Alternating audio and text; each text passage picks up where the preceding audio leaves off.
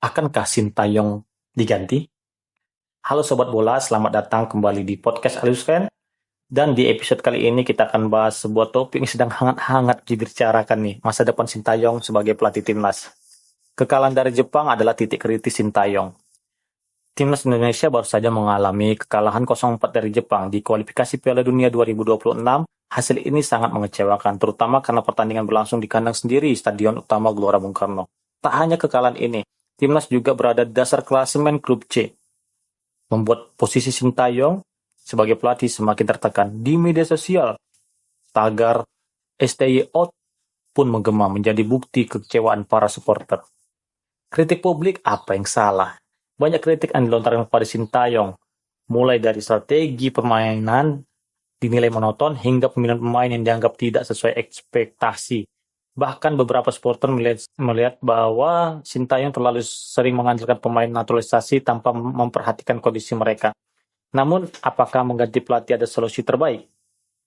Nah, ada pembelaan dari Tio Nugroho. Dia bilang jangan terburu-buru. Jadi pengamat bola ini mengimbau pada publik untuk tidak terburu-buru meminta Sintayong diganti. Ia menilai Sintayong bersama timnas memiliki banyak pencapaian yang patut diapresiasi. Berikut adalah 5 prestasi besar yang berhasil diraih Sintayong. 1. Lolos ke Piala Asia melalui jalur kualifikasi, sesuatu yang jarang terjadi bagi Indonesia. 2. Melaju ke babak knockout Piala Asia untuk pertama kalinya. 3. Membawa timnas U23 lolos ke semifinal Piala Asia U23, sebuah rekor baru.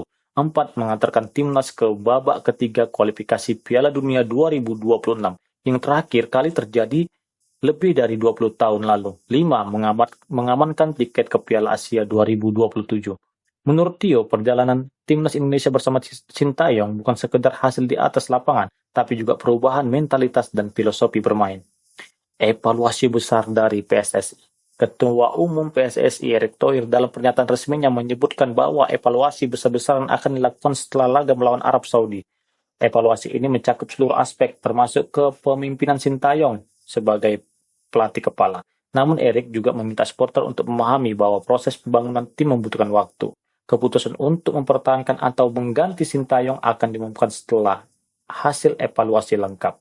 Apa yang akan terjadi selanjutnya? Pertandingan melawan Arab Saudi pada Selasa 19 November 2024 mungkin akan menjadi momen penentu jika timnas Indonesia berhasil menunjukkan performa yang lebih baik. Bukan tidak mungkin kepercayaan terhadap Sintayong akan kembali meningkat. Jadi kesimpulannya, haruskah Sintayong diganti? Sobat bola, ini pertanyaan sulit dijawab. Di satu sisi, kritik terhadap hasil buruk memang beralasan. Di sisi lain, prestasi Sintayong juga tidak bisa diabaikan begitu saja. Keputusan akhir ada di tangan PSSI, dan kita sebagai supporter hanya bisa berharap terbaik untuk timnas Indonesia. Yang pasti, perjalanan ini bukan hanya tentang satu pertandingan, melainkan tentang membangun masa depan sepak bola Indonesia. Bagaimana pendapat kalian, sobat? Apakah Sintayong masih layak memimpin timnas? Atau sudah saat mencari pelatih baru? Bagikan opini kalian di kolom komentar. Terima kasih sudah mendengarkan episode ini. Sampai jumpa di episode berikutnya, dan seperti biasa, tetap dukung Garuda terbang lebih tinggi.